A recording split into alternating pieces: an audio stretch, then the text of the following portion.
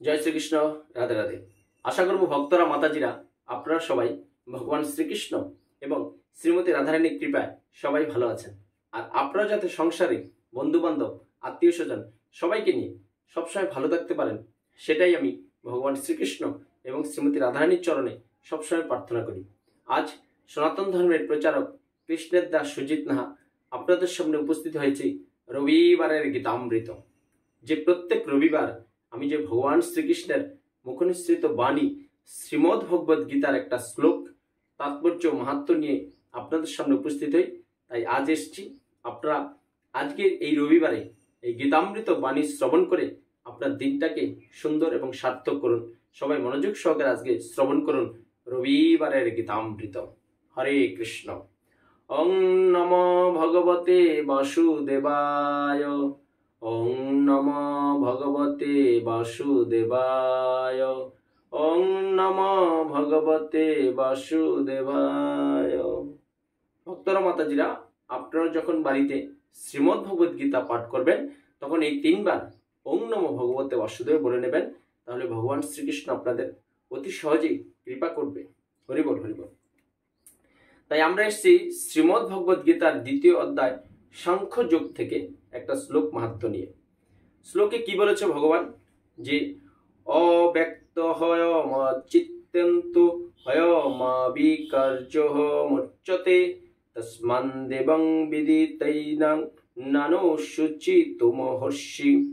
কি বলেছে? যে এই আত্মা অব্যক্ত, অচিন্ত ও অধিকারী বলে শাস্ত্র উক্ত করেছে। অতএব এই সনাতন স্বরূপ সম্বন্ধে এই তত্ত্ব অবগত হয়ে দেহের জন্য তোমার শোক করা উচিত নয়। সনাতন কি বলেছে? এই আত্মা অব্যক্ত, অচিন্ত। মানে কি? এই আত্মা কখনো চিরস্থায়ী নয়। এই আত্মাকে তুমি আগুনে পোড়াতে পারবে না, হাওয়ায় উড়িয়ে দিতে পারবে না, রোদে শুকাতে পারবে না, ছুরি দিয়ে ধারালো অস্ত্র দিয়ে কাটতে পারবে না। এই জন্য আত্মা অবিনশ্বর। কেন? আত্মার সাথে পরমেশ্বর ভগবানের একটা যোগসাযোগ আছে। কারণ আমাদের হৃদয়ে যে আত্মা আছে, সে আত্মাকে পরিচালনা করছে স্বয়ং ভগবান নিজে। আত্মা আছে বলে আমি আমার শরীরটাকে পরিচালিত করতে পারছি, কিন্তু ভগবান যদি পরমাত্মা রূপে এই আত্মার সাথে না থাকতো তাহলে আত্মা চলবে না, আর আত্মা না চললে আমি চলবে না। তাই কি বলছে সনাতন বিভিন্ন শাস্ত্রে? যে এই যে দেহের জন্য শোক করে লাভ নেই। এই দেহটা কি? এই দেহটা হলো আপনার জড় পদার্থ। আত্মা যখন আপনার দেহে থাকতে পারবে না, আপনি বৃদ্ধ হয়ে যাবেন, তখন কি হবে? সে আরেকটা অন্য দেহ ধারণ করবে। আত্মা কিন্তু জন্ম মৃত্যু কিছু নেই, শুধু এই দেহিটা পরিবর্তন হচ্ছে, আত্মা অপরিবর্তনীয়। তাই বলছে ভগবান শ্রীকৃষ্ণ যে এই দেহের জন্য শোক করে লাভ নেই। সত্যি তো, যে জিনিসের মূল্য নেই সেই জিনিস নিয়ে মায়া কান্না করে আমাদের কোনো লাভ নেই। তাতে কি হবে? আমাদের সাধারণ ভজন জীবনে আরো কষ্টদায়ক হবে, এবং আত্মীয় স্বজন এগুলো ফিলিংস যখন করতে পারবে, তখন তাদের হৃদয় থেকে যদি কৃষ্ণ চেতনা, কৃষ্ণ ভাবনা একটু জাগ্রত হয়ে থাকে, সেটাও বিদরিত হয়ে যাবে। তাই তাৎপর্য মাহাত্ম্যে কি বলেছে? যে পূর্বে বলা হয়েছে জড়জাগতিক বিচারে আত্মার আয়তন এত সূক্ষ্ম যে সবচেয়ে শক্তিশালী অনুবীক্ষণ যন্ত্রের সাহায্যেও তাকে দেখা যায় না। আগে আমরা এটা আলোচনা করেছি যে আত্মা এত সূক্ষ্ম থেকে সূক্ষ্মতর যে বিজ্ঞানীরা আজকে এত বিরাট দামি দামি অনুবীক্ষণ যন্ত্র আবিষ্কার করেছে, সেই অনুবীক্ষণ যন্ত্রেও ধরা পড়ছে না যে হোয়াট ইজ আত্মা। হ্যাঁ, আত্মাটা কি? তাই সে অগোচর। আত্মার অস্তিত্বকে পরীক্ষামূলকভাবে প্রমাণ করা যায় না। তার একমাত্র প্রমাণ হচ্ছে শ্রুতি প্রমাণ, যা বৈদিক জ্ঞান।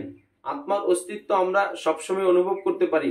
আত্মার অস্তিত্ব সম্বন্ধে কারো মনেই কোনো সন্দেহ থাকা উচিত নয়।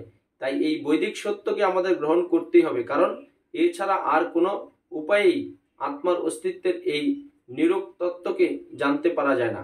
উচ্চতর কর্তৃপক্ষের উপর নির্ভর করেই কেবল আমাদের অনেক কিছুকে স্বীকার করতে হয়। মায়ের তথ্যের উপরে ভিত্তি করে পাওয়া যায় পিতৃ পরিচয়কে কেউ অস্বীকার করতে পারে না। মায়ের প্রদত্ত তথ্য ছাড়া পিতাকে জানার আর কোনো উপায় নেই। কি বলেছেন? যে এই যে সমাজে যে মা একমাত্র সন্তানকে প্রথম পিতৃ পরিচয় দেয়, কারণ মাই জানে যে এই সন্তানের প্রকৃত বাবাকে। তাই এই যে আমাদের দেহে যে আত্মা আছে, এই আত্মাটা কে বা আত্মা কি, সেটা একমাত্র বৈদিক শাস্ত্র আমাদেরকে নির্দেশ দিচ্ছে যে স্বয়ং ভগবান শ্রীকৃষ্ণ এই আত্মাকে পরিচালিত করছেন। হ্যাঁ, জড়জগতে আপনি জন্ম মৃত্যু জরাবেদি যা কিছু হচ্ছে, প্রতিনিয়ত যা কিছু হচ্ছে, সব ভগবান শ্রীকৃষ্ণের সব অগোচরই হচ্ছে। হ্যাঁ, তার অঙ্গুলি হেলুনিতেই সবকিছু পরিচালিত হচ্ছে। আমার আপনার কোনো ক্ষমতা নেই। আমরা যতই ভরাই করি, অহংকার করি, আমার আমি কে? আমি কিন্তু আমার স্বরূপ নই, আমার স্বরূপ হলো ভগবান। তাই আগে জানতে হবে আমি কে। যদি আমি বলি আমি তাহলে কি হবে? আমার আমিত্ব থাকবে। আচ্ছা ভক্তরা, মাতাজির, আপনারা বলুন তো, যে এই যে পৃথিবীতে আমরা এসছি, আমরা কি কিছু নিয়ে এসছি? খালি হাতে এসছি। আবার যখন পৃথিবী থেকে বিদায় নেব, সাথে কিছু নিতে পারবো? যত দামি গহনা, জামা কাপড়, যাই কিছু থাকুক, সব কিন্তু খুলে নেবে, আবার সেই সাদা কাপড়ে মোড়াবে। তারপরেও আমরা কিন্তু জানি এই কথাগুলো সবাই, যে আমরা এসছি খালি হাতে, যাবো খালি হাতে, তারপর আমরা দুনিয়াতে আমার করছি কেন?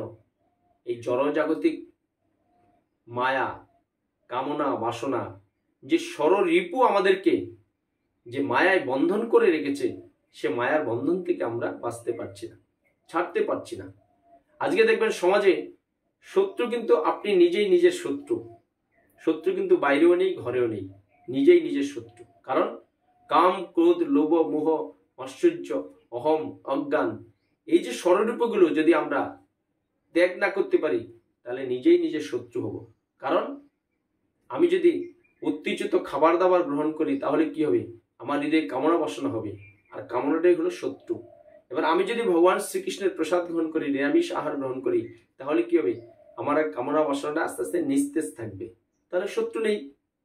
আর যখনই আমি এই দেহেও গরম করার জন্য, শরীর উত্তেজিত খাবার দাবার গ্রহণ করব, তাহলে শত্রু আমার মধ্যেই বসবাস করবে। শত্রু কিন্তু বাইরে নেই, শত্রু আপনার নিজের মধ্যে।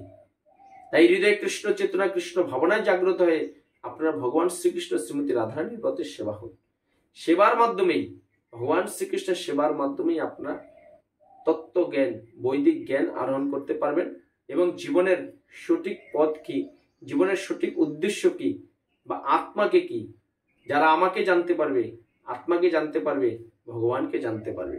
ভগবান শ্রীকৃষ্ণ নিজে গীতায় বলেছেন, যারা আমাকে জানতে পারবে, তারা মৃত্যুর পর আমার কাছে আসতে পারবে। একদম ক্লিয়ার, শাস্ত্রে লেখা আছে। তাই ভক্তরা, মাতাজিরা, আপনারা জড় বাসনা আস্তে আস্তে ত্যাগ করুন, কামনা বাসনা আস্তে আস্তে ত্যাগ করুন, ভগবানের চরণে আপনারা সেবায় ব্রতী হন। তাই বলছে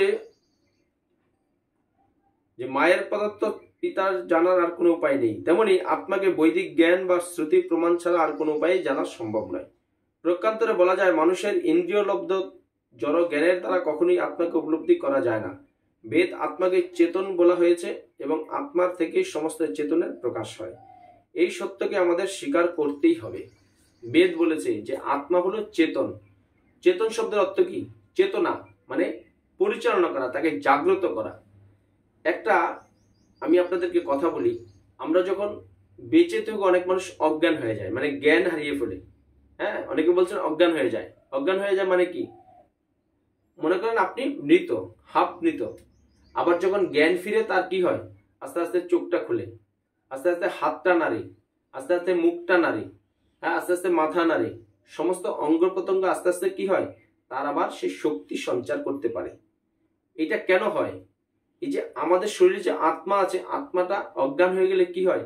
সে একটা স্টপ হয়ে যায়। হ্যাঁ, যেমন কি হয়, হঠাৎ যদি আপনার ঘরের বাল্বটা নিভে যায়, তাহলে কি ঘরটা অন্ধকার হয়ে যায়? আবার যখন ইলেকট্রিক আসে, আবার ঘরটা আলোকিত হয়।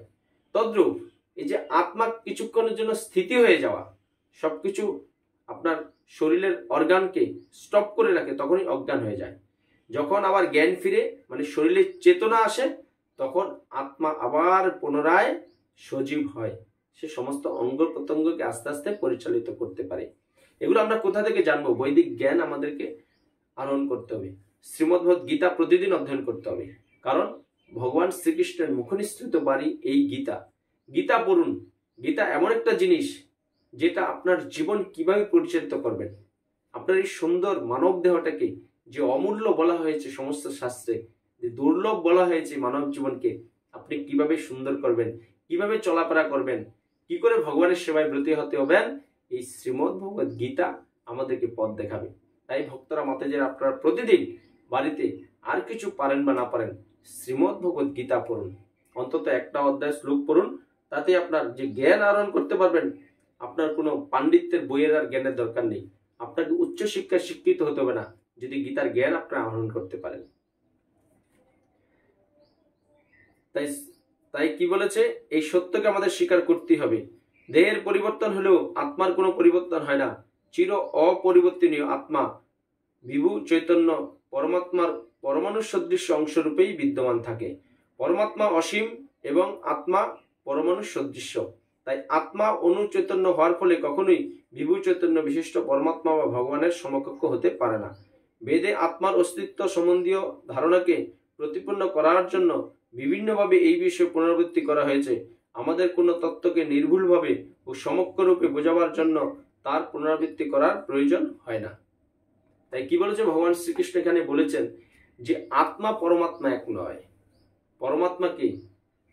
পরমাত্মা হল স্বয়ং ভগবান শ্রীকৃষ্ণ। তিনি আমাদের এই দেহে আত্মার সাথে জুড়ে আমাদের এই দেহটাকে পরিচালিত করছেন। যখন ভগবান শ্রীকৃষ্ণ আমাদের দেহ থেকে চলে যাবে তখন কি হবে? আত্মাটা অকেজো হয়ে যাবে, আর আমারও পৃথিবীতে ভ্যালিডিটি শেষ হয়ে যাবে।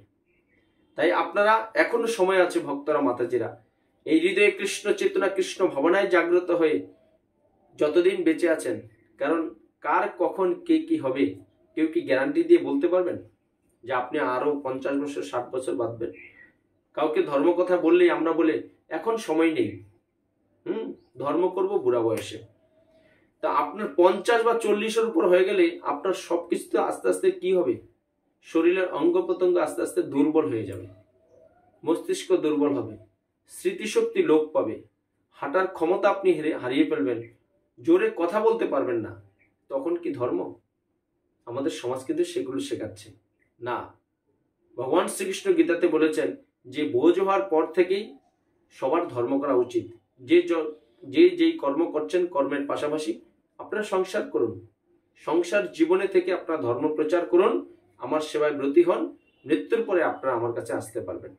মনে রাখবেন, ভগবান শ্রীকৃষ্ণের জন্য যদি আপনি এইটুকু করেন তার সেবা, তাহলে ভগবান শ্রীকৃষ্ণ আপনার জন্য এত বড় উপকার করার জন্য, আপনাকে ভালো রাখার জন্য উনি সবসময় ব্যস্ত থাকে। তার অজস্র শাস্ত্রে প্রমাণ আছে।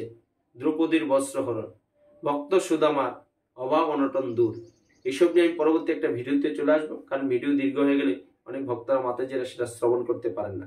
তাই আজ যেহেতু রবিবারের গীতামৃত ভগবান শ্রীকৃষ্ণের মুখনিসৃত বাণী শ্রীমদ্ গীতা আমি আপনাদেরকে পাঠ করে শোনালাম।